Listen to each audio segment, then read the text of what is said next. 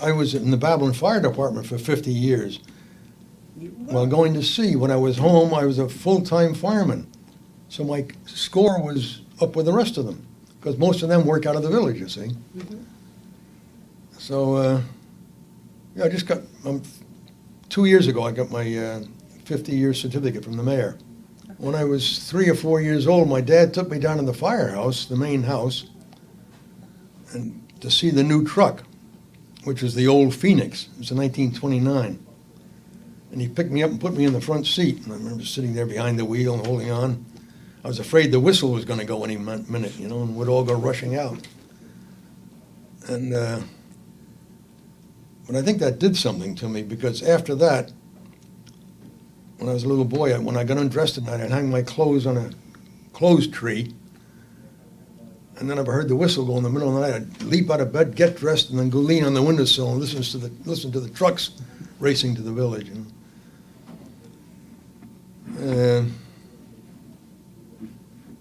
Yeah, so I joined that company many years later, and this Memorial Day, they invited me to ride in it, my old truck, which means a lot to a man, you know, not much to women, but Oh, I understand.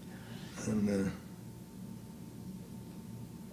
there were many interesting times. When my dad was dying in the Veterans Hospital,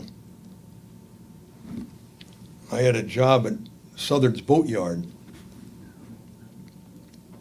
And Dave Southard is an old friend of mine and a friend of Dad's. He was between us in age. And he said, "Tommy, you want to come to work for me?" It was springtime. Sure.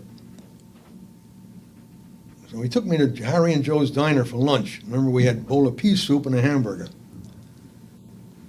And he said, "No, you have to be there. You have to be in the yard by 8 o'clock in the morning. You understand?" I said, "Yes, sir, Dave. I'll be there." "Okay." So I worked at scraping bottoms of boats and painting and cleaning and I told Dave this. I said, "I have to tell you, Dave," I said, "I'm a member of the fire department. You know, the horn blows, I'm gone out of here." He said, "I know." He said, "It's a good outfit." He said, "My dad was in the hook and ladder." And we covered West Islip in those days, and it was the spring of the year. Every day there was a fire someplace, and I'd jump on my bicycle, go to the firehouse, and invariably we'd go right past Dave's boatyard down Montauk Highway. I'd be hanging on the back end of a truck, and there's Dave. I'd wave to him, and he'd go, "Eh." So then every day at 4 o'clock we cleaned the shop, swept it out, and put all the tools where they belonged. And this one particular day, Dave said, "Will you come in and see my mother?" He said, "Well, come in and have a drink with Mom." I said, "All right." So it was 5 o'clock, and we went in the back door of the corner house where his mother resided.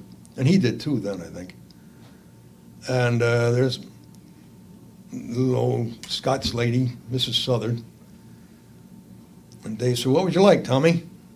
I said, "Oh, I'd like a bottle of beer if you have one." He said, "Okay." And he put it down on the table. "Sit down, Tommy."